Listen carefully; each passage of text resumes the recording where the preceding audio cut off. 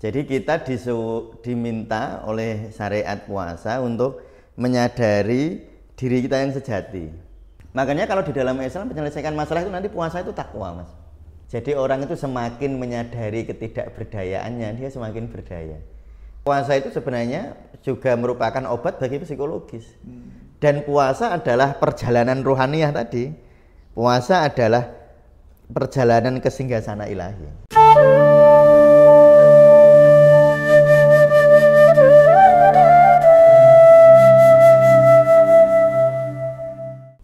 Assalamualaikum warahmatullahi wabarakatuh. Waalaikumsalam warahmatullahi wabarakatuh. Halo teman Tufi, kita kembali lagi di Rumat Ngaji Rumi sebagai terapi. Ya alhamdulillah kita sudah memasuki akhir bulan Sya'ban nih Pak ya. Oh iya. Dan berarti sebentar lagi kita akan menghadap di bulan suci Ramadan. Kita ngomong tentang puasa kali ini Pak. Oh iya. Ya puasa secara syariat itu kan ya menahan rasa lapar, dahaga, nafsu juga. Iya. Namun orang-orang sufi itu menganggap puasa sebagai hal yang istimewa, sebagai ibadah yang istimewa. Orang-orang sufi menganggap puasa itu sebagai ya kunci untuk membuka pintu kesadaran spiritual. Dan syair kali ini akan membantu kita untuk memahami bagaimana orang-orang sufi memandang puasa itu sebenarnya. Jiwa-jiwa kami naik ke singgasana ilahi berkat kesucian ruhaniyah adalah hadiah dari kami menuju singgasana keabadian. Lalu ganjaran atas perkataan kami bahwa rahmat ilahi yang agung kepada orang-orang lemah akan kembali kepada kami. Kemudian Tuhan mengembalikan kami mengulang perkataan serupa agar orang yang semestinya sampai pada makom itu menemukan jalannya.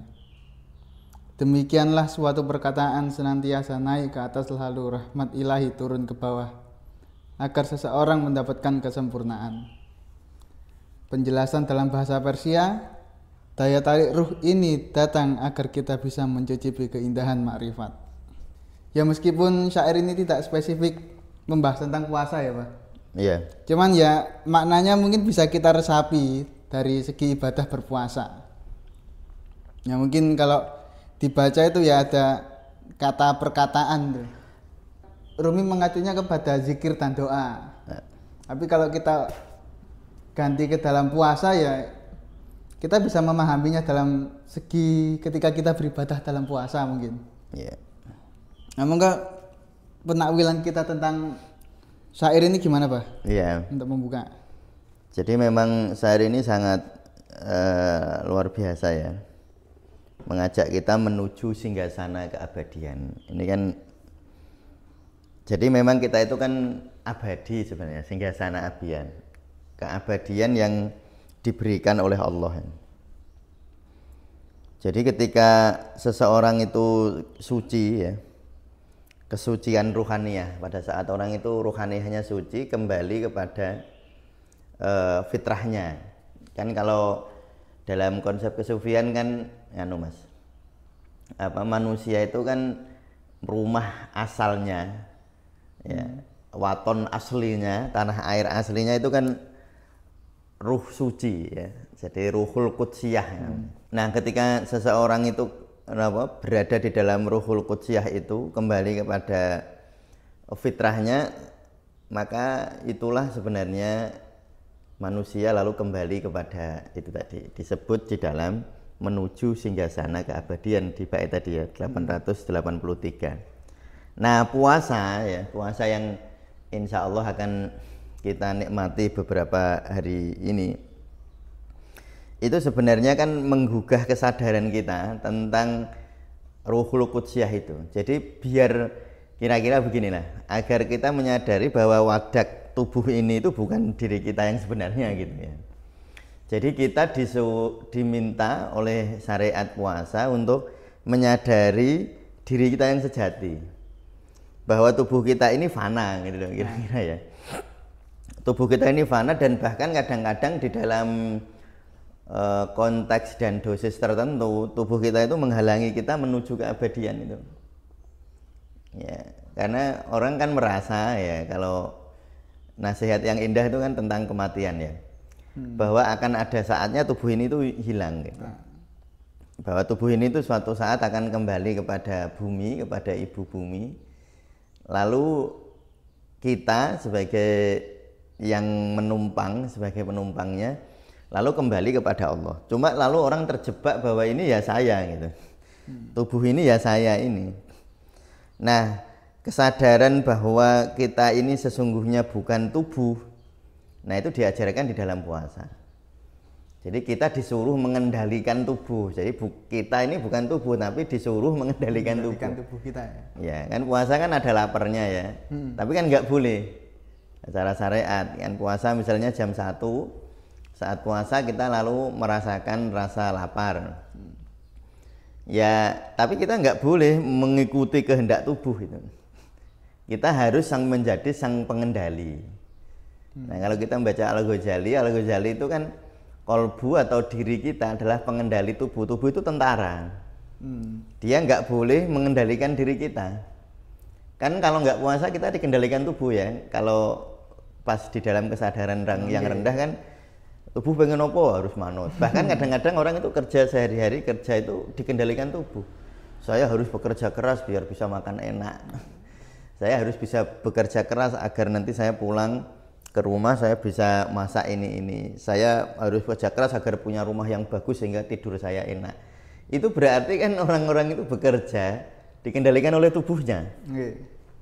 Nah, bagaimana mungkin nanti orang seperti itu kembali kepada ini, kepada singgasana keabadian, karena jiwa-jiwanya tidak menjadi singgasana, tidak naik ke singgasana ilahi dengan kesucian ruhaniyahnya, nggak naik. Wong ruhnya nggak suci, malah ruhnya itu malah jadi budak. Jadi budak yang seharusnya menjadi tuan rumah. Nah, itu kesadaran yang harusnya nanti waktu kita puasa kita menyadari itu. Yaitu makna dari atau penakwilan yang bisa kita ambil dari situ, Mas. Jiwa-jiwa kami naik ke singgasana ilahi berkat kesucian rohaniyah. Jadi kalau mau ketemu Allah itu harus suci ruhnya gitu. Suci ruhnya itu dengan cara apa? Dengan cara memahami bahwa tubuh kita ini bukan kita gitu. Ini wadah. Wadak nek cara Jawa itu. Gembung ya wadak. Kolab kalau bahasanya Al-Ghazali itu kolab. Kolab itu gembung atau wadah. Jadi bukan diri kita yang sejati. Bukan tuan rumahnya gitu. Dan dalam konsep-konsep Mas. Kalau konsep-konsep terapeutik ya. Konsep terapeutik itu gini. Kalau tuan rumah tidak jadi tuan rumah di dalam diri kita, maka terjadi kekacauan psikologis. Oh gitu. Ya, contohnya gini, ini contoh ya. Mas Fatih itu punya rumah nih. Tapi Mas Fatih pergi lah, sedang ada acara. Tapi di rumah Mas Fatih itu ada teman-teman Mas Fatih, ada si A, ada si B, ada si C. Ya. Karena tuan rumahnya nggak ada, lalu si A, si B, si C masing-masing mengaku tuan rumah. Ya kacau kan, tuan rumah itu kacau, sehingga nanti si A ngomong sama si B, saya tuan rumahnya. Si B ngomong, enggak, saya itu yang tuan rumahnya. Si C juga ngomong, saya tuan rumahnya. Maka di rumah itu terjadi kekacauan, karena memang yang punya tuan rumah nggak benar-benar eksis gitu. Nggak termanifestasi istilahnya, diri sejatinya nggak termanifestasi, sehingga kadang-kadang di dalam batin kita itu tuan rumah itu kan ego itu jadi tuan rumah. Dan ego itu kan banyak. Misalnya Mas Fatih, ego Mas Fatih sebagai mahasiswa itu ego ya, atau identitas lah ya. Kan kadang-kadang ego Mas Fatih sebagai mahasiswa menguasai rumah. Bahwa saya ini harus lulus, saya ini harus ini, dan semua ego yang lain dikalahkan oleh ego itu. Tapi nanti ego sebagai mahasiswa ini kadang-kadang terbentur dengan suatu realitas. Misalnya realitas tentang kuliah susah misalnya. Nanti ego yang lain yang mencari enak itu bisa berkuasa. Aduh toh, kamu itu nggak usah kuliah lah. Kuliah itu nggak enak. Anu aja jalan-jalan aja. Nah, ego Mas Fatih sebagai misalnya kan ada ego Mas Fatih suka naik gunung kan. Nanti ego naik gunungnya yang berkuasa. Udah kuliah nggak usah. Ya karena realitasnya misalnya tugas banyak, males gitu, atau masalah hambatan-hambatan yang lain gitu. Terus Mas Fatih ketemu ego Mas Fatih yang naik gunung kan muncul dia berkuasa itu. Nah, terjadilah keterombang-ambingan, Mas. Tapi ketika Mas Fatih pulang, kan tadi yang di rumah kan si A, si B, si C. Mas Fatih pulang, yang punya rumah pulang, A, B, C langsung diem. Sehingga sebenarnya ketenangan itu bukan Mas. Hadirkan dirimu yang sejati, ruh sejatimu dalam dirimu, yang lain diem Mas. Mas Fatih itu kalau pulang ke rumah terus, tadi kan ada si A, si B, si C. Mereka berebut jadi tuan rumah kan. Atau ego Mas Fatih, ego sebagai mahasiswa, ego sebagai pendaki gunung, ego sebagai ini kan berantem. Kalau tuan rumahnya nggak muncul, seperti tadi si A, si B, si C akan berantem kan di dalam rumah.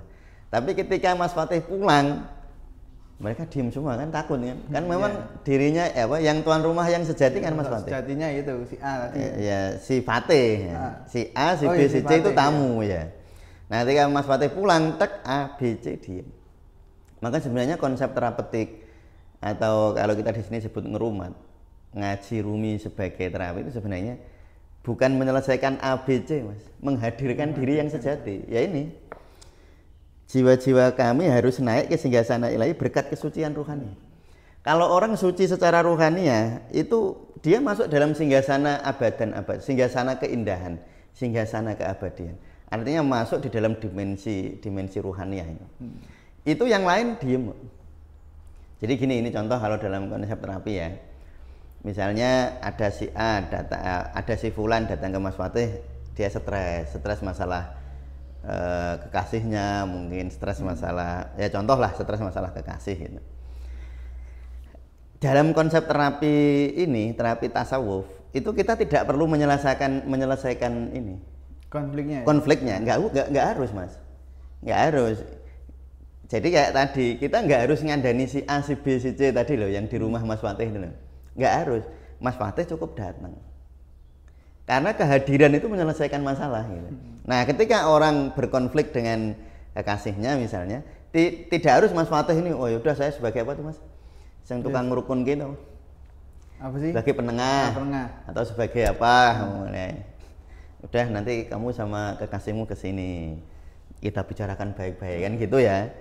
Itu konsep psikologis itu. Tapi kalau konsep-konsep di dalam ketasawufan nggak harus begitu. Cukup si yang merasa punya masalah, si Fulan tadi yang merasa punya masalah, menyadari dirinya yang sejati itu.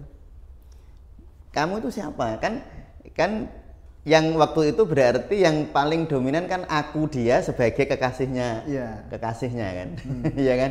Itu kan yang menyadari dia, sehingga kacau dia. Tapi seandainya si Fulan itu menyadari dirinya yang sejati, atau menyadari fitrahnya, kefitrahannya dia sadari, masalahnya selesai. Masalah itu diem sendiri gitu, kayak Mas Fatih datang ke rumah, si A, si B, si C langsung diem semua gitu.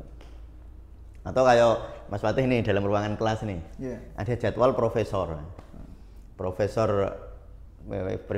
A misalnya, Profesor Ahmad misalnya, wah ini ahli dosen kita paling ahli nih.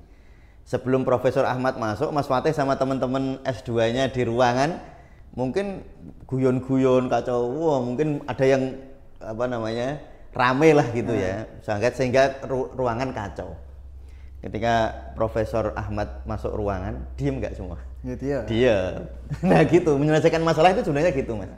Nggak usah dikandani, kamu ngapain? Nggak usah dianalisis macam-macam. Cukup hadir. Makanya kalau di dalam Islam menyelesaikan masalah itu nanti puasa itu takwa Mas. Dengan takwaan tadi. Iya kan, la'allakum tattaqun ya. Kan ya ayyuhalladzina amanu kutiba alaikumusiyam kama kutiba aladzina min qablikum la'allakum tattaqun. Tattaqun itu kan kehadiran diri, kehadiran ruh sejatinya. Jadi kalau orang Jawa memaknai tattaqun itu pasrah sumarah. Itu kalau para ulama ya. Jadi para ulama itu memaknai takwa sebagai sebuah produk puasa ya. Itu pasrah sumarah eling waspodo. Waspada itu bukan waspada maling gimana, bukan. Waspada itu hadir. Kehadiran tadi. Kehadiran, kesadaran. Nah, itu. Jadi ketika orang itu sadar, mayatakinlah ya ja'alahu makhraja. Semua jalan masalahnya diselesaikan oleh Allah. Nah, jadi penyelesaian masalah itu gitu. Makanya tadi puasa saya sering ya kalau pas ceramah gitu, puasa itu adalah bulan di mana masalah kita akan selesai. bukan dengan menyelesaikan objeknya loh. Menyelesaikan subjek yang merasa bermasalah itu. Oke. Nah, itu. Tapi kita sekarang ini ke proses puasanya ya. Oh iya. Syariat puasanya. Puasa itu kan menahan lapar. Jadi kita otomatis lapar. Ya, betul. Karena lapar kita kan ya bisa dikatakan lemah. Ya. Nah, kalau di sini berarti kalau kita berpandangan bahwa syair ini puasa ya, berarti kan semakin lemah diri kita, maka kan semakin naik derajat kita. Iya, kan betul. gitu. Iya, benar, ya. Nah, apa emang kayak apa ya? Diri itu harus lemah dulu. Diri harus lemah dulu lalu dinaikkan, Pak. Iya, memang harus lemah. Kalau dia nggak lemah, egonya kuat, nggak mau dinaikin. Oh, iya. Jadi maksudnya gini, diri itu yang dimaksud Mas Fatih, diri itu aku psikologis loh ya. Nah, ego maksudnya. Yeah. Nah, ego emang harus lemah. Ya kayak tadi lah, Mas Fatih punya tamu si A, si B, si C. Si A, si B, si C emang harus lemah.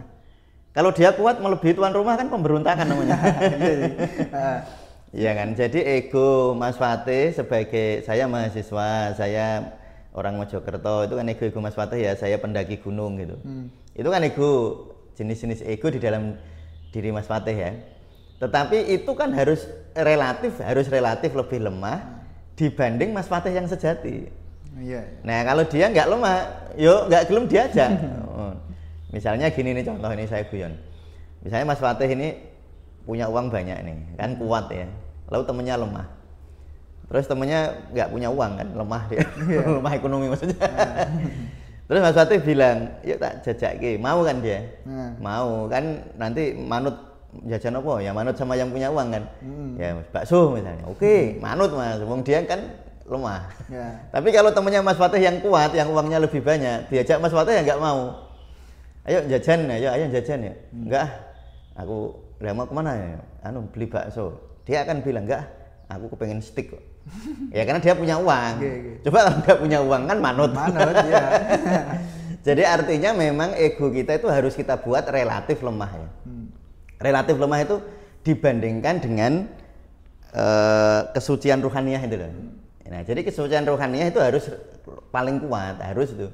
Nah, diri kita yang lemah. Nah, makanya sebenarnya kelemahan itu kekuatan terbesar.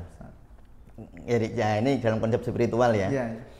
Rasulullah itu banyak para sufi memaknai Nabiyil Ummi. Rasulullah itu ummi ya. Nah, para sufi banyak yang memaknai ummi. Biasanya ummi dimaknai apa? Nggak bisa baca nulis ya biasanya ya. Iya kan? Nah, itu kan sering dimaknai gitu. Kalau di dalam dunia sufi ummi itu dimaknai ketidakberdayaan.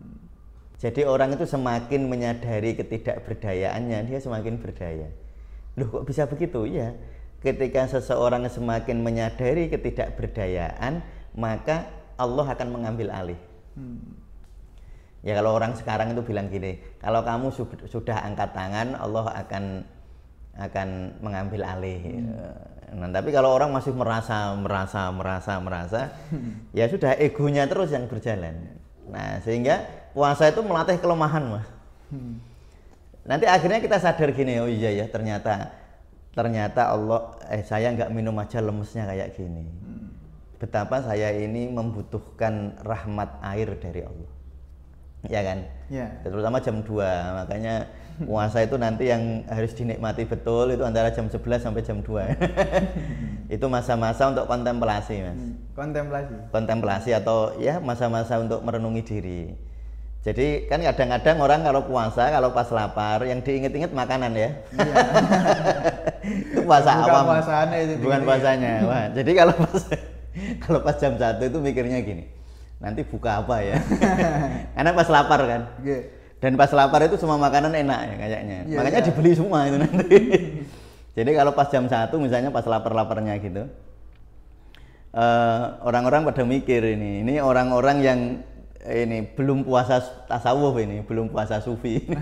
Puasanya malah kalau menurut Al-Ghazali kan ada 3 puasa ya. Puasanya orang awam, puasanya orang khos, ada puasanya orang khawasil khawas ya. Nah, kalau puasanya orang awam itu gitu. Jadi kalau jam 1 pas lapar itu mikirin, wah ini nanti harus balas dendam ini. Kalau pas buka puasa harus ini kayaknya gorengan enak, tahu petis enak, terus apa? Kolak enak, es buah enak. Jadi kayak dibeli semua. Padahal nanti kalau buka puasa hanya 1-2 yang dimakan dia sudah kenyang. Nah seharusnya nggak demikian Mas. Seharusnya ketika jam 11, jam 1, jam 2 ketika merasakan ketidakberdayaan itu menyadari ini. Bahwa memang tadi rahmat ilahi yang agung kepada orang-orang lemah. Jadi kelemahan itu sebenarnya ketidakberdayaan atau kesadaran tentang kelemahan diri ego ya, ego psikologis atau ego. Itu sebenarnya pintu gerbang bagi masuknya rahmat Allah. Orang kalau sombong itu merasa berdaya. Yeah. Hidup itu dalam genggaman saya. Nasib saya itu tergantung saya. Itu udah gitu ya rahmat ilahi nggak masuk. Ya sudah kalau kamu merasa hidupmu begitu ya silahkan kendalikan. Padahal nanti di dalam perjalanan itu terlalu banyak yang nggak bisa kita kendalikan, terlalu banyak. Ya. Nah sehingga puasa itu menyadarkan itu. Jadi pas lapar itu Mas Fatih nanti kalau puasanya orang sufi ya, nanti Mas Fatih sebagai pecinta sufi berlatih puasa sebagai seorang sufi bahwa ketika lapar itu disadari ketidakberdayaan. Ya Allah, ternyata tanpa airmu hamba nggak berdaya. Ya Allah, tanpa berasmu, tanpa nasi darimu hamba nggak berdaya. Ya Allah, tanpa buah-buahan dan sayur-sayuran yang engkau tumbuhkan di muka bumi hamba nggak berdaya. Ya Allah, itu disadari gitu, itu masanya. Memang kon lapar untuk nyadari itu. Tapi sayangnya ya enggak itu tadi. Pas lapar malah mengeliling panganan ya. Nah itu jadi kelemahan memang Mas Fatih. Kelemahan itu, kelemahan ego ya. Kerelatifan lemahnya ego itu sangat memang diajarkan dalam puasa. Agar lemah kita itu. Pertama kita merasa lemahnya tubuh ya jadi kan puasa itu lemah. Ya, jadi puasa itu lapar itu jelas ya. Jangan pengen puasa biar nggak lapar gimana ya.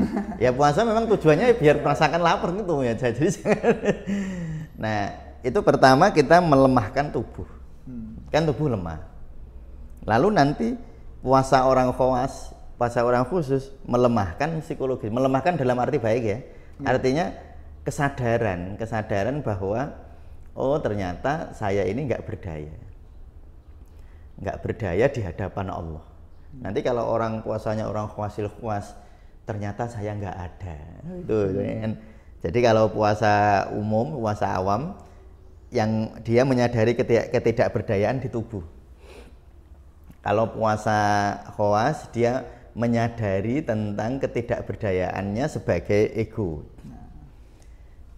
Tetapi kalau paling puncak orang puasa khawasil khawas menyadari ketiadaan diri atau kefanaan diri. Nah itulah sebenarnya tujuan puasa dan dengan cara demikianlah sebenarnya itu terapi yang luar biasa.